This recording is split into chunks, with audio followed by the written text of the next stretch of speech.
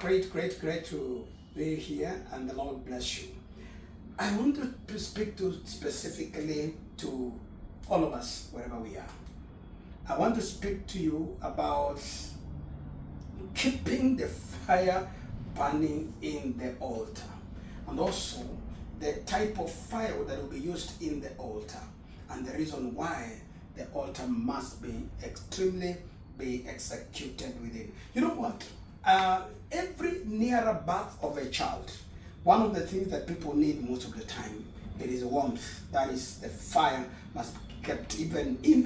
Not many lives is always kept by the fire and the warmth, but also many deaths are kept for preservation, are kept by fridges and cold places.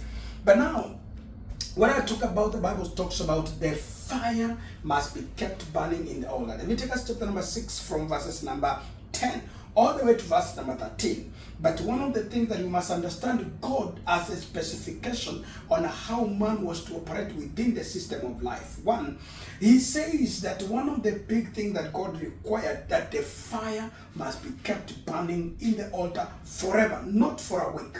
I came to discover in the Christian family, every time when somebody gets success, he get blessed, he get married, he gets started anything, the first thing he does, he keeps off the fire, or he quenches the fire, or he no longer cares whether the fire will continue. Because naturally, even when we are cooking food, when we are cooking, for example, these beans and this and many other food, the moment you start with the fire and then you stop adding more firewood, that food will never cook forever, no matter how many times.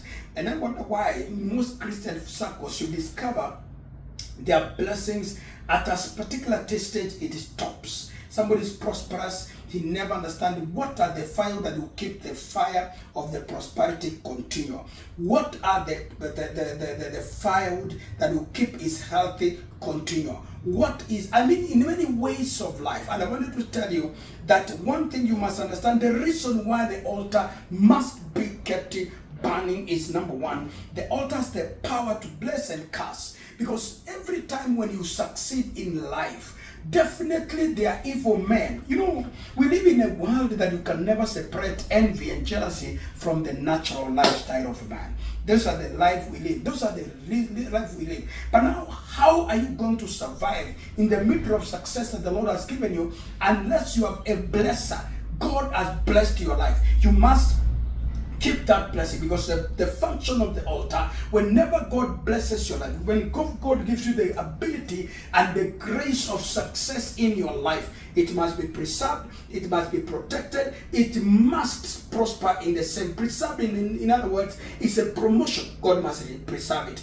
If you acquire and you're praying for promotion, an altar must sponsor that promotion. There are altars that are sponsoring some evil promotion, and sometimes they are not very good. So, in the altar is a place where you can be cast or be blessed. An altar can and do speak into generations. Do you remember in the book of Genesis chapter number 28, that was Jacob, when he was running away from his brother, and he found himself sleeping in the place where his grandfather Abraham, chapter number 12 of the book of Genesis, verses number 6, he raised an altar in the same spot when the man was running away from his brother. Is a place he encountered God at that particular time. An altar can control destinies of people under its power. That's why you see, you can come out of your village, but the village can continue pursuing your life to where you are. And that's why the altar that God has given you to bless your life spiritually must be more stronger